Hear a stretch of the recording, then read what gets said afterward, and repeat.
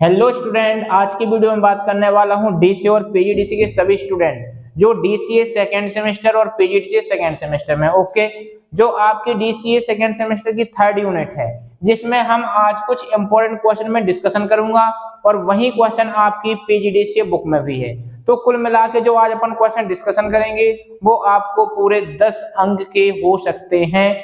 बहुत ही इंपॉर्टेंट है। अब कौन कौन से थोड़ा सा देखना। ओके, यदि मैं बोलता हूं कि निम्न पर टिप्पणी लिखिए, किसमें बेटा? निम्न पर टिप्पणी लिखिए। अब जो निम्न पर टिप्पणी है वो कौन कौन से क्वेश्चन हो सकते हैं? तो इसमें मैं पहला क्वेश्चन की बात करता हूं, डॉस अटैक। क्या हो सकता है? DoS attack. अब ये डॉस अटैक क्या है? इसी में दूसरे क्वेश्चन की बात करता हूं, मालवेयर। ओके, इसी में तीसरे क्वेश्चन में जाएगा वायरस, जो इसके पहले मैंने आपको बहुत अच्छे से बताया था कि वायरस क्या होता है, कैसे काम करता है। और इसी में चौथा पॉइंट जाएगा अपना वॉर्म। ओके, ये भी एक प्रकार का क्या है बेटा? वायरस है। ओके, इसके स्थान पर यदि मैं वायरस इसी में पढ़ा दूं और इसके स्थान पर यदि मैं एक और ले लूं जिसका नाम है उमंग ऐप। ओके, छठवां इसी में जाएगा डिजिटल लॉकर। और इसी में आ जाता अपना क्या? नेशनल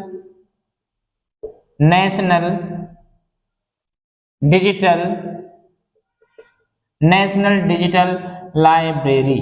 यदि मैं इसकी बात करता हूं, ये 7 टिप्पणियां हैं, 1 2 3 4 5 और 6। ओके, ये 5 और ये 6 है। यदि मैं इन 6 की बात करता हूं तो आपको हर साल इनमें से कम 3 टिप्पणी पूछी ही जाती हैं और ये सारी की सारी इंपॉर्टेंट है। ओके, तो कैसे ये काम करता है, क्या होता है, थोड़ा सा देखते चलना। पहला अपना क्या है? डॉस अटैक है। मालवेयर, वायरस, उमंग ऐप और डिजिटल लॉकर और नेशनल डिजिटल लाइब्रेरी। एक एक करके मैं सारों को समझाता हूं, आप बस ध्यान से देखते चलना। आपको याद करने की जरूरत नहीं है, ओनली कॉन्सेप्ट समझना। ओके, तो सबसे पहले मैं बात करता हूं बेटा किसकी? डॉस अटैक की। अब ये डॉस अटैक कहलाता क्या है? इसका यदि मैं पूरा नाम बोलता हूं तो डेनियल ऑफ सर्विस। ओके, क्या होता है अपना?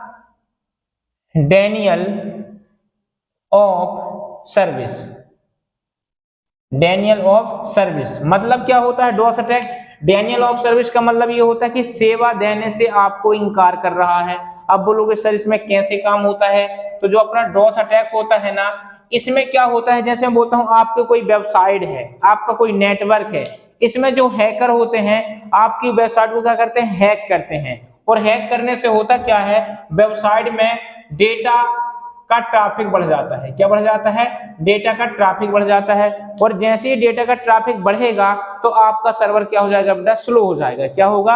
आपका सर्वर स्लो हो जाएगा, क्योंकि ऐसा माना गया है कि एक वेबसाइट में 1000 डेटा या 1000 पर्सन एक साथ एक्सेस कर सकते हैं। कितने?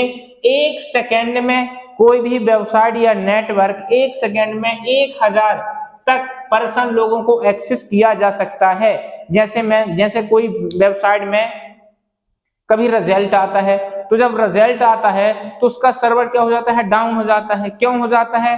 क्योंकि इसमें बहुत सारे लोग अपना अपना रिजल्ट देखते हैं और वेबसाइट एक ही होती है। इस कारण आपका सर्वर क्या हो जाता है? डाउन हो जाता है।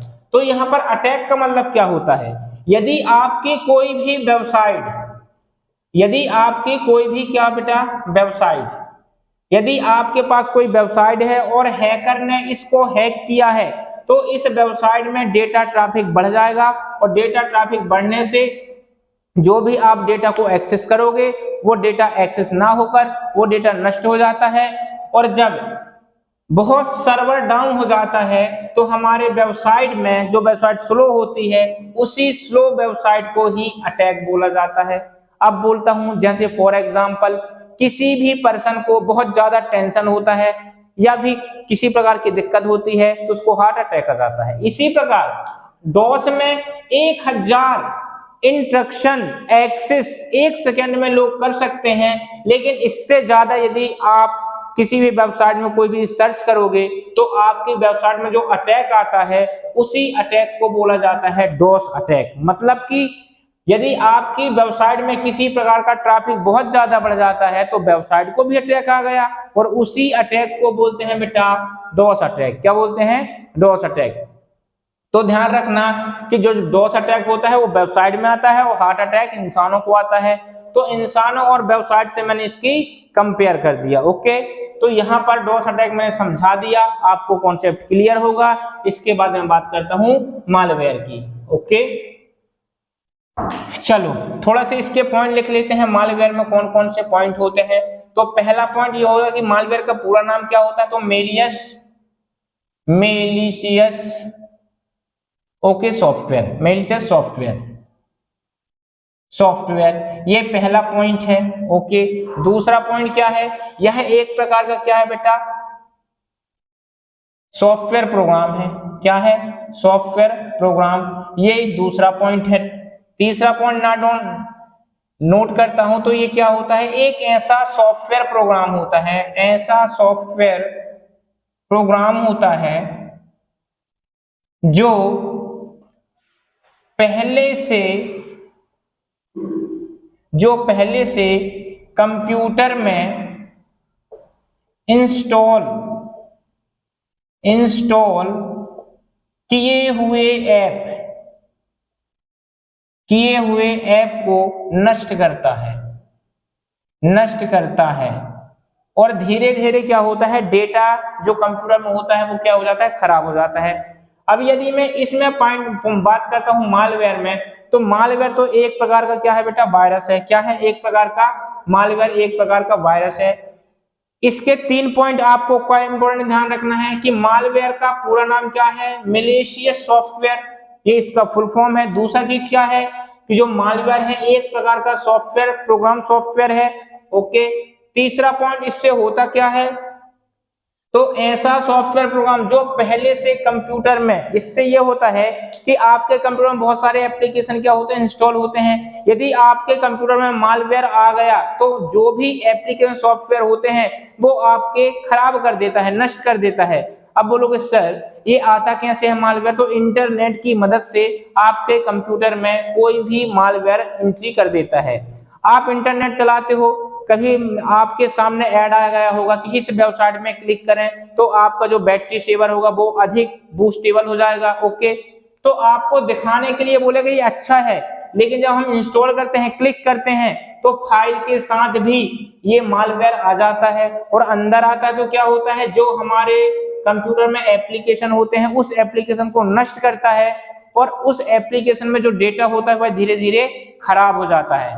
तो मालवेयर क्या होगा बेटा? एक मैलिशियस सॉफ्टवेयर है। ओके, दूसरा क्या है? यह एक प्रकार का प्रोग्रामिंग सॉफ्टवेयर है। प्रोग्राम मतलब ये प्रोग्राम लिखे जाते हैं, वायरस बनाए जाते हैं कि यदि मैं चाहता हूं कि सामने वाले कंप्यूटर में जितने भी एप्लीकेशन है, इसके अंदर जितने भी फाइल है उनको नष्ट करना चाहता हूं, तो आप मालवेयर को तैयार कर सकते हो। मालवेयर के प्रकार भी होते हैं। ओके, तो आप मालवेयर में बस इतना ही समझ लें, और ये कहां से आता है? इंटरनेट की सहायता से डाउनलोड की हुई फाइलों के साथ आ जाता है। ओके, इसके बाद मैं बात करता हूं बेटा वायरस की।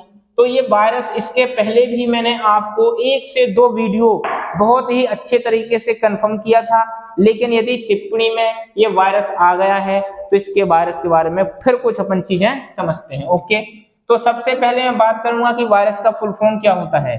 तो वायरस का फुल फॉर्म क्या होता है बेटा?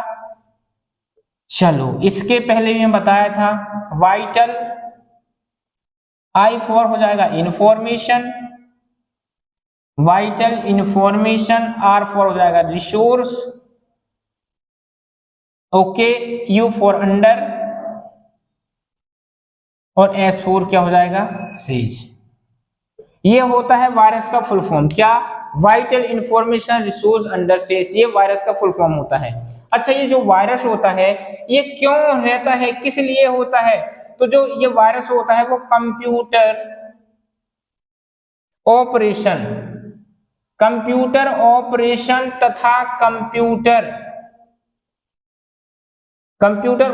तथा कंप्यूटर डेटा को क्या कर देता है? डिलीट कर देता है। ये चीज का आप विशेष रूप से ध्यान रखना। जो वायरस होता है ना, तो कंप्यूटर के अंदर जो भी ऑपरेशन होते हैं और जो कंप्यूटर के अंदर डेटा होता है सबको डिलीट कौन कर देता है? अपना ये वायरस। वायरस का काम क्या होता है? कंप्यूटर ऑपरेशन को फॉलो करता है और कंप्यूटर के अंदर के जितने भी डेटा होता है उसको धीरे धीरे डिलीट कर देता है, वो कहलाता है वायरस। ओके, और वायरस क्या है? एक प्रकार का प्रोग्राम सॉफ्टवेयर है। इसके बाद मैं यदि बात करता हूं कि वायरस का फुल फॉर्म क्या है, तो ये हुआ। वायरस के प्रकार क्या होते हैं? तो वायरस के बहुत ही प्रकार होते हैं, जो मैं आपको पिछली वीडियो में बहुत ही अच्छे तरीके से डिस्कशन किया था, और ये आपको प्ले लिस्ट में मिल भी जाएगी मेरी वीडियो। ओके, तो यहाँ पर मैं वायरस के 2-4 प्रकार बता देता हूं। तो सबसे पहले मैं बात करता हूं ईमेल वायरस। बहुत सारे वायरस होते हैं, आप देखते चलना। Email virus, okay. दूसरा जाएगा ट्रोजन हॉर्स, ओके। इसके बाद तीसरा जाएगा वॉर्म। इसके बाद इसी में जाएगा टाइम बम, इसी में जाएगा लॉजिक बम। ये सारे क्या होते हैं बेटा? वायरस होते हैं। Boot sector virus, boot sector virus आ जाता है इसी में। इसी में यदि मैं और वायरस की बात करता हूं, पार्टीशन टेबल वायरस आ जाता है, पार्टीशन टेबल वायरस। तो इतने सारे वायरस होते हैं जो मैं आपको पिछली वीडियो में बहुत ही अच्छे तरीके से समझाया था, इसलिए इन वायरस को मैं अभी नहीं समझाऊंगा। केवल आपको मैं ये बताने के लिए वीडियो बना रहा हूं कि जो आप यूनिट पढ़ना, तो इस यूनिट में ये बहुत ही इंपॉर्टेंट क्वेश्चन है जो आपके एग्जाम में आ सकते हैं। बाकी ये सारे क्वेश्चन की वीडियो मैंने बना के स्टोर करके रखा है चैनल में। इसके बाद आता हूं मैं उमंग ऐप कि जो उमंग ऐप होता है वो क्या होता है, इसका यूज क्या है, इसको किसने बनाया था, क्या होता है इसमें। तो मैं सबसे बात पहले करता हूं कि जो उमंग ऐप है, इस उमंग ऐप का फुल फॉर्म क्या होता है। तो पहला पॉइंट फुल फॉर्म होता है unified M for mobile, okay, A for application, okay, for, N for new, G for governance. आपको यही समझ में आ गया होगा, unified mobile application for new governance, ये होता है उमंग ऐप का फुल फॉर्म, पहली चीज। दूसरी चीज, इस ऐप को किसने लॉन्च किया था? तो इस ऐप को प्राइम मिनिस्टर मतलब प्रधानमंत्री के द्वारा लॉन्च किया गया था। अच्छा, इससे हम क्या कर सकते हैं? इससे हम ये कर सकते हैं कि जितनी भी गवर्नमेंट सेवाएं हैं, ओके, जो सर्विस होती हैं, हम इस ऐप के द्वारा डायरेक्ट गवर्नमेंट से कनेक्ट हो सकते हैं, ओके। और जो उमंग ऐप में गवर्नमेंट सेवाएं होती हैं, वो 126 प्रकार की सर्विस को उमंग ऐप के अंदर रखा गया है।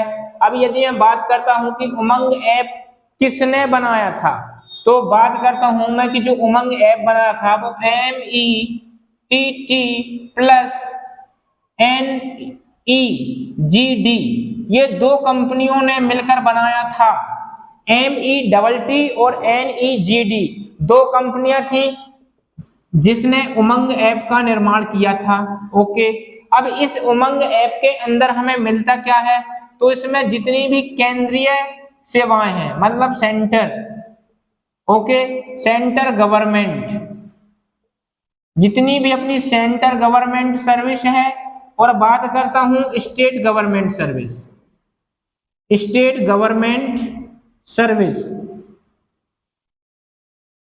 ये सभी की सभी हमें डिजिटल रूप में इस्तेमाल कर सकते हैं, ओके। सबसे पहले आप इसमें क्या बताओगे? उमंग ऐप का फुल फॉर्म क्या होता है? Unified mobile application for new governance, okay. दूसरा पॉइंट क्या होगा इसमें कि जो उमंग ऐप है वो प्रधानमंत्री के द्वारा लॉन्च किया गया था, जिसके अंदर केंद्रीय तथा स्टेट मतलब राज्य दोनों प्रकार की सर्विस मिल सकती हैं। इसमें कुल 126 प्रकार की सर्विस देती है गवर्नमेंट, और जो उमंग ऐप का निर्माण हुआ था वो METT प्लस NEGD कंपनी ने मिलकर उमंग ऐप का निर्माण किया था। इसके अंदर हम सेंटर गवर्नमेंट सर्विस और स्टेट गवर्नमेंट सर्विस में जितनी सेवाएं और योजनाएं हैं वो हम डिजिटल रूप से देख सकते हैं। तो इतनी बातें थी खास उमंग ऐप में जो मैं आपको बता दिया। ओके, इसके बाद मैं अगले पॉइंट की बात करता हूं, डिजिटल लॉकर कि जो डिजिटल लॉकर होता है वो क्या होता है, कैसे काम करता है, तो बहुत अच्छे से समझना। ओके, अगली बात करता हूं डिजिटल लॉकर की। डिजिटल लॉकर, अब यदि मैं आपसे ही पूछता हूं कि जो बेटा ये डिजिटल लॉकर होता है, ये डिजिटल लॉकर में क्या क्या हो सकता है। लॉकर मतलब क्या होता है, ताला। डिजिटल मतलब ऐसा ताला जो हम डिजिट फॉर्म में देख सकते हैं। अब बोलोगे सर फॉर एग्जांपल, यदि मैं फॉर एग्जांपल की बात करता हूं तो जैसे आपके जीमेल में कोई भी फाइल रहती है, कोई भी डॉक्यूमेंट रहता है, तो हम इसमें जब इसको स्टोर करते हैं तो क्या हमारे मोबाइल की मेमोरी यूज होती है, नहीं होती है। तो यूज होती क्या है, उसके स्थान पर आ जाती है अपनी क्लाउडी मेमोरी। क्या बेटा, क्लाउडी मेमोरी। अब ये जो क्लाउडी मेमोरी है, इसमें यदि हम कोई भी डॉक्यूमेंट स्टोर करते हैं तो इसमें हमारी मोबाइल की किसी प्रकार की मेमोरी यूज नहीं होती है, और इसी प्रकार की क्लाउडी मेमोरी को ही तो डिजिटल बोला जाता है। क्या बोला जाता है, डिजिटल, डिजिटल डॉक्यूमेंट। ओके, तो जैसे फॉर एग्जांपल आप अपने व्हाट्सएप में कोई भी पिक लगाते हो, तो पिक लगाने के बाद वो पिक कहां पर स्टोर हो जाती है, वो होती है अपनी क्लाउडी मेमोरी में। क्या होती है, क्लाउडी मेमोरी में। तो ये किस प्रकार से होती है, डिजिटल फॉर्म में जाकर, मतलब 0 और 1 के रूप में जाकर ये किस में स्टोर हो जाती है, क्लाउडी मेमोरी में हो जाती है। ओके, तो डिजिटल लॉकर का फायदा क्या होता है, पहला पॉइंट तो ये हो जाएगा कि जो डिजिटल अपना डिजिटल लॉकर होता है, digital locker, digital India, digital locker, digital India, digital India का महत्वपूर्ण क्या है बेटा, हिस्सा है। ये चीज का ध्यान रखना, जो डिजिटल लॉकर होता है अपने डिजिटल इंडिया का महत्वपूर्ण क्या होता है, हिस्सा होता है।